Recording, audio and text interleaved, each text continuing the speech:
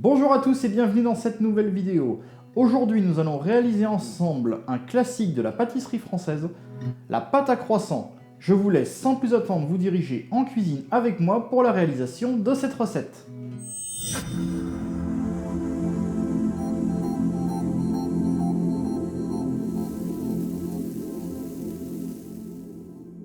Vous retrouverez bien évidemment la liste de tous les ingrédients disponibles dans la description de la vidéo. Nous allons commencer par mettre dans la cuve de notre batteur 100 g de farine T45, puis nous allons y ajouter 100 g de farine T65, 30 g de sucre, 10 g d'œufs, 50 g d'eau froide, 50 g de lait, 8 g de levure fraîche. Nous allons ensuite pouvoir venir pétrir notre pâte. Nous commençons d'abord à vitesse lente le temps de tout amalgamer, puis nous accélérons jusqu'à obtenir une boule de pâte bien homogène.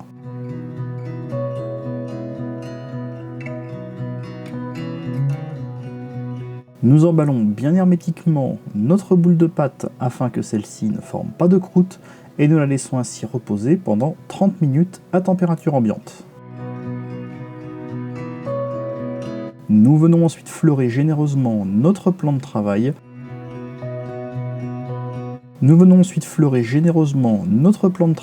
Puis nous venons y abaisser notre pâton en longueur.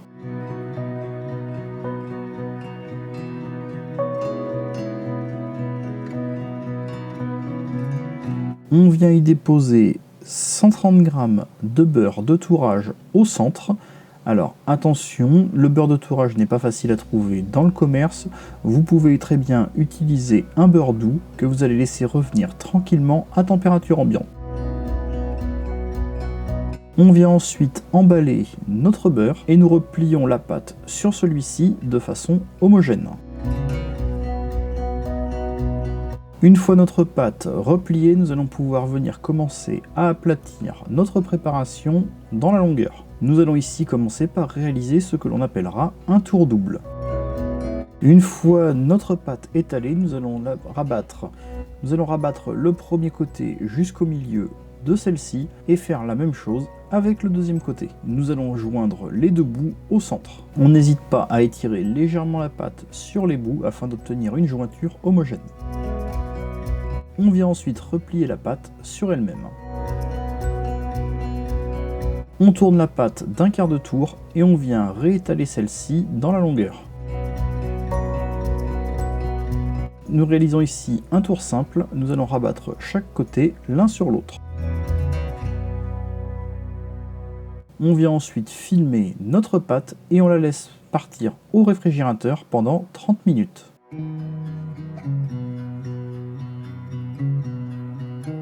Une fois nos 30 minutes passées, nous venons encore faire un quart de tour à notre pâte et nous allons à nouveau l'étaler dans la longueur. On la rabat une nouvelle fois sur elle-même.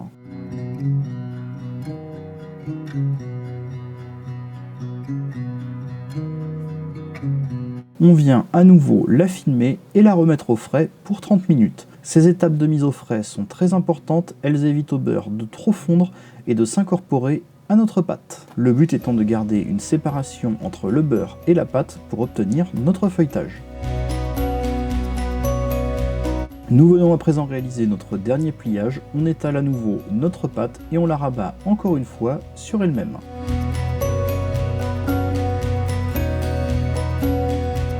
Vous pouvez à présent utiliser votre pâte directement ou alors la conserver au réfrigérateur pendant quelques jours le temps de l'utiliser. Vous pouvez bien évidemment réaliser une plus grande quantité de pâte qu'il ne vous en faudra.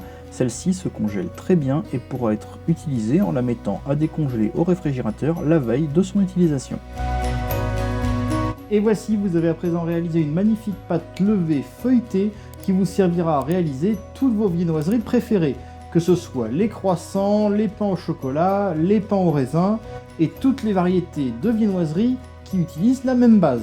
Nous nous retrouvons très rapidement dans une prochaine vidéo pour réaliser ensemble quelques-unes de ces viennoiseries que vous affectionnez tant. En attendant, je vous souhaite bon appétit à tous et vous dis à bientôt pour la prochaine vidéo.